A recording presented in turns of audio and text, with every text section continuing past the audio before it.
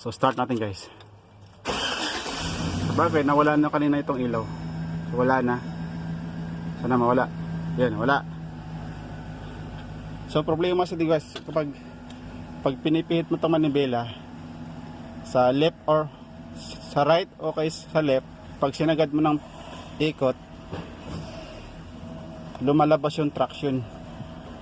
So ngayon, pinipihit ko siya, iniikot ko siya kung lalabas natin yung traction control.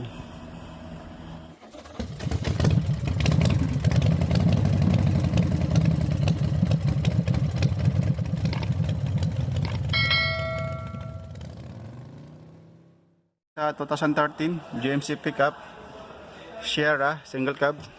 So meron siyang engine light, traction light, meron siyang umiilaw, yan ang service traction control. So bali chinik ko sa take 2. Ang lumabas ay C0710 steering position signal. Ang code na lumabas, ang DTC niya. So bali ito yung steering position sensor. Ito siya. So bali magpapalit ako nito, papalitan ko siya nito. So matatagpuan itong steering position sensor guys sa dito. Sa may ilalim na to, nakakabit sa may manibela. Nakabit sa manibela do sa may gitna, banda. So alisin natin ito. Alisin natin yan. Meron siyang Phillips screw dito. Ito, bali dalawa. Ito yung isa. Saka itong mayroong ito may 10 mm na tornilyo. Alisin natin yan. Sa ito, alisin din ito. Cover.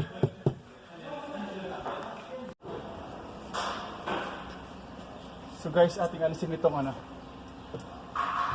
Ito nga siya itong screw, dalawang screw.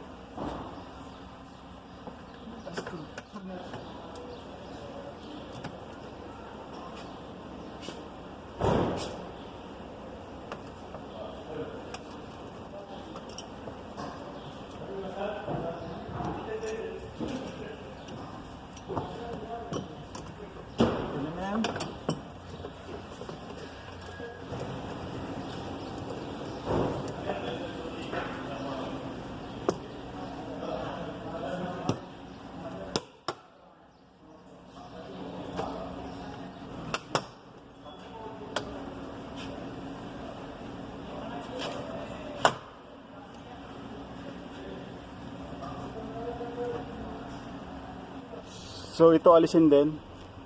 May apat ng nut 10 mm. Alisin din yan guys. So, ito alisin ditong sa cambio. Yung cable alisin. So may lock to dito. Ito yung lock, alisin yan. Paghihiwalay yan, alisin to. Itong sa airbag guys, alisin. So ang connection yan dito. Ito yung wire na yan sa airbag.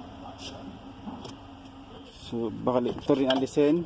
Yung sa loob na yun, ito kalay puti sakit, alisin din yan. So ito alisin, ducting na aircon. So bali ito 15 mm na sakit, itong alisin. Saka yun pareho sa kabila din, ganun din dito, saka yun.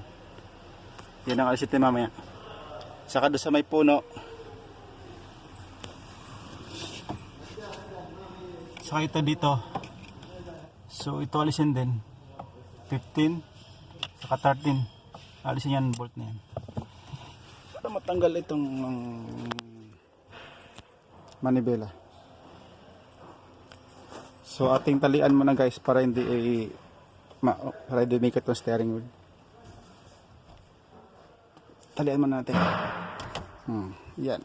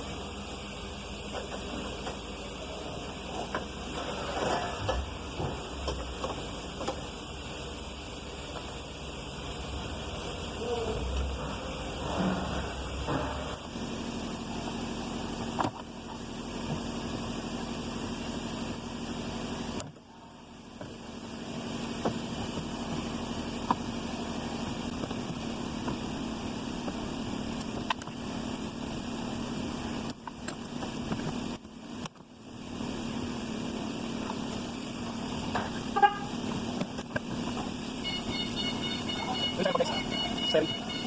Sa spiral point.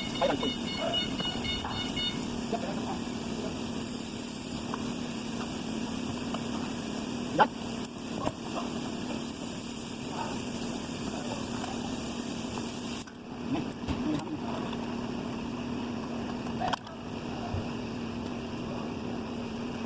So yung wala dito. Yung sakto.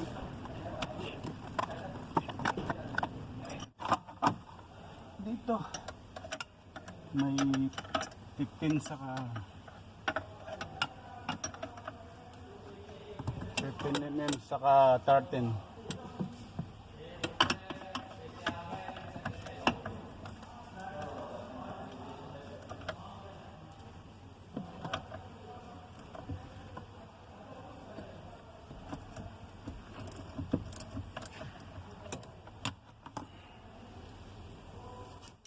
So bago nyo tanggalin yung nasa steering guys, yung nasa ilalim na yon, doon sa may rod, bago nyo alisin to, make sure nyo na tuwid yung gulong. Sigurado nyo naka straight tong gulong, yung gulong sa yung manibela para hindi magka problema pagbalik.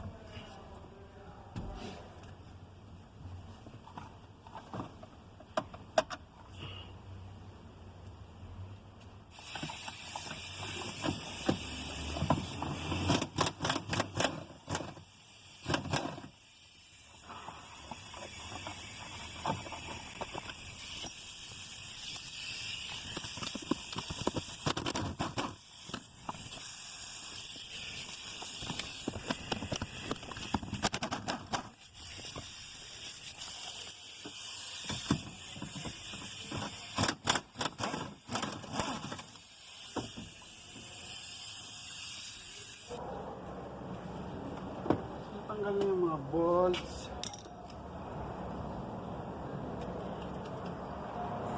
Okay, bulan natin.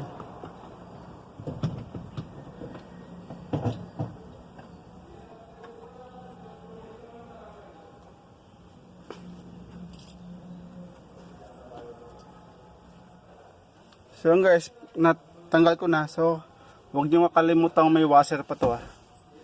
Itong washer, yun, hulog na. Kabilaan, both side yan, may washer. So ito yung washer na iwan sa loob. Ito. Yung washer. Pag nagbalik, huwag yung kalimutang ibalik din. Kasi maraming nagtatanggal nito na pag ibinalik, nakakalimutan natin yung washer. So kung minsan nagluloko. So, ito yung washer na yan. So huwag yung kalimutan, pag nagbalik, huwag yung kalimutan.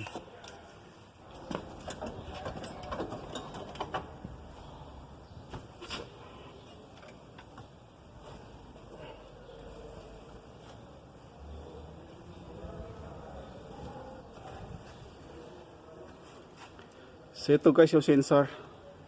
Ito yung steering position sensor. So dito sa nakakabit. Yan. So alisin pa to. Bale may Torx. So kailangan mo ng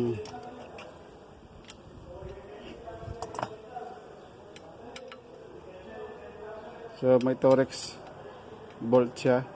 So kailangan mo ng T25 para matanggal to.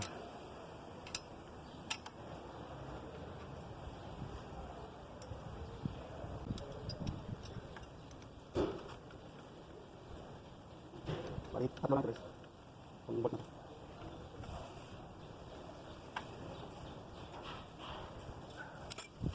Ito. Tapos nito. Lakat yun. Lakat. Lakat. Sakit.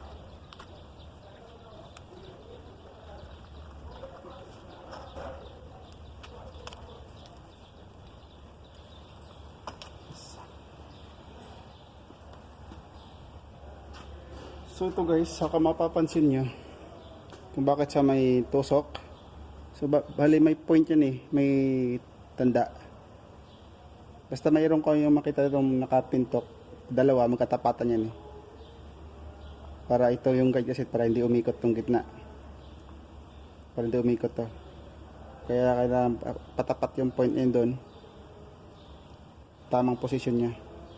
Pag nakabit to dito, ito pag nakabit dito, pag nakabit natin, saka hugutin tong lock.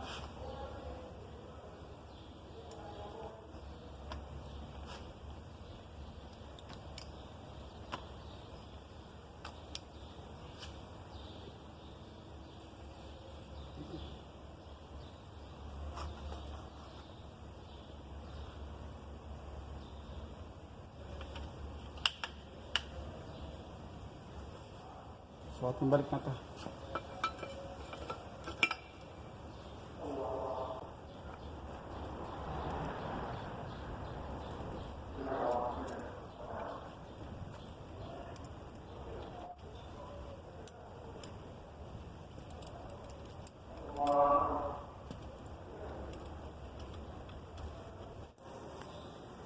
So okay na guys, to ating ibalik na. So yung washer, huwag niyong kalimutan yung washer ha. Nilagay ko na yung washer, yan ha.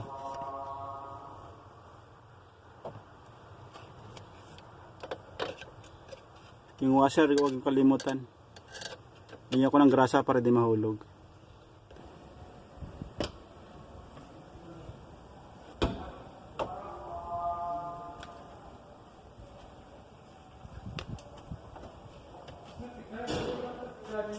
Fix na natin, tapos checkin natin. Hindi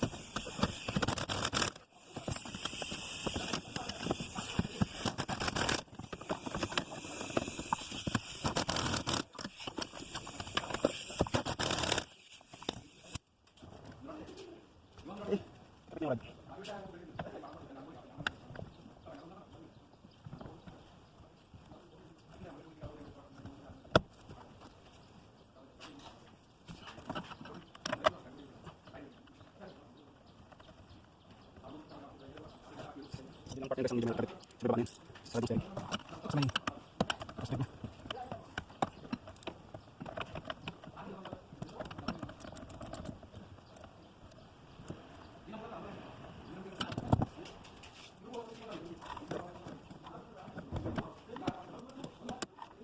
So yung kalimutan ibalik yung lock.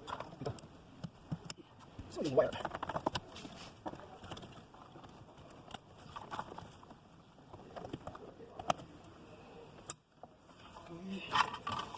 Ano lang sa airbag.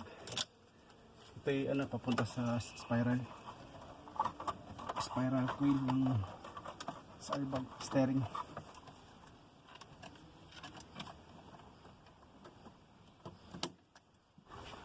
Ito na lang.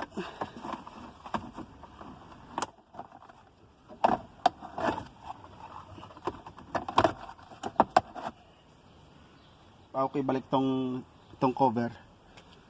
So bago ito ibalik, testingin muna natin. Start muna natin kung hindi lalapas yung traction. So start natin. Sorry.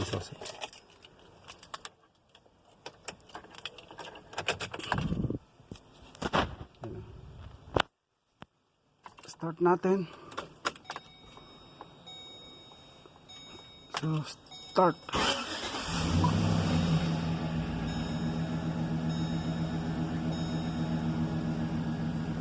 So may traction pa rin. So kailangan natin i-clear yan sa take 2. Tayo i-clear ko muna sa take 2. So yan guys, nag-clear na ako ng DTC. So wala na siyang DTC sa ABCM, Electronic Brake Control Module. So wala nang DTC. So try natin start. Yun sa sa gulong. So baka mayroong sirang sensor. Kaya nagpa-flashing yung sa sign ng gulong. So start natin guys. Sabagay nawala na kanina itong ilaw. So wala na. Sana mawala. Yan, wala. So problema sa guys, kapag pinipihit mo itong manibela sa left or sa right o kay sa left, pag sinagad mo ng ikot, lumalabas yung traction. So ngayon, pinipihit ko siya, iniikot ko siya kung lalabas natin yung traction control. So tingnan natin. So okay, wala na.